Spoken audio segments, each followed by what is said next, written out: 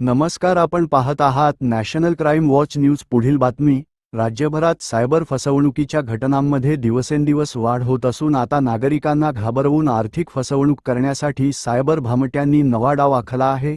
तुमचे बँक खाते बंद होणार आहे, आधार क्रमांक अपडेट नाही, तुमची ग्राहक पडताळणी पूर्ण करा, अशा प्रकारचे बनावट संदेश मोबाईलवर पाठवून नागरिकांना जाळ्यात ओढण्याचे प्रकार वाढले आहेत. विशेषतः बँक ग्राहकांना लक्ष्य करत तुमच्या खात्यातील व्यवहार थांबवण्यात आले आहेत. आधार क्रमांक अद्ययावत नसल्यामुळे आज रात्री तुमचे खाते कायमस्वरूपी बंद करण्यात येईल, असा बनावट संदेश पाठवला जात आहे. या संदेशामध्ये ग्राहक पडताळणी पूर्ण करण्यासाठी एक बनावट मोबाईल ॲप डाउनलोड करण्यास सांगितले जाते.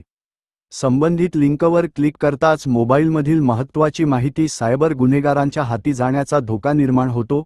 सायबर तज्ज्ञांच्या मते हा पूर्णपणे फसवणुकीचा प्रकार असून अशा लिंकवर क्लिक केल्यास मोबाईल हॅक होऊ शकतो.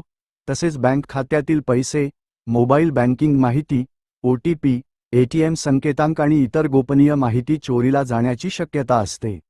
बँकांकडून नागरिकांना इशारा. बँक अधिकाऱ्यांनी स्पष्ट केले आहे की कोणतीही बँक ग्राहकांना संदेश किंवा समाजमाध्यमांद्वारे लिंक पाठवून ग्राहक पडताळणी करण्यास सांगत नाही. तसेच आधार अपडेट नावाचे कोणतेही अधिकृत ॲप अस्तित्वात नसल्याचेही स्पष्ट करण्यात आले आहे. सायबर भामटे पाठवत असलेल्या संदेशामध्ये अनेक ठिकाणी भाषेच्या आणि व्याकरणाच्या चुका दिसून येतात. मात्र आज रात्री खाते बंद होईल या भीतीमुळे अनेक नागरिक घाईघाईने लिंकवर क्लिक करतात आणि फसवणुकीचे बळी ठरतात. नागरिकांनी घ्यावयाची काळजी. 1. कोणत्याही धमकीच्या किंवा तातडीच्या संदेशावर लगेच विश्वास ठेवू नये. 2. अनोळखी लिंकवर क्लिक करून कोणतेही ॲप डाउनलोड करू नये. 3. OTP, बँक संकेतांक किंवा गोपनीय माहिती कोणालाही सांगू नये. 4. बँकेशी संबंधित माहिती फक्त अधिकृत संकेतस्थळ, अधिकृत ॲप किंवा शाखेत जाऊनच तपासावी.